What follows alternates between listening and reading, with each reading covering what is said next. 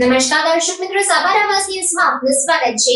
અરવલ્લી જિલ્લાના ભિલોડા તાલુકાના કલ્યાણપુર ગામે તાલુકા કક્ષાએ રમતગમતની સ્પર્ધા યોજાઈ। અરવલ્લી જિલ્લાના ભિલોડા તાલુકાના કલ્યાણપુર ગામે તાલુકા કક્ષાએ રમતગમતની સ્પર્ધા યોજાઈ હતી।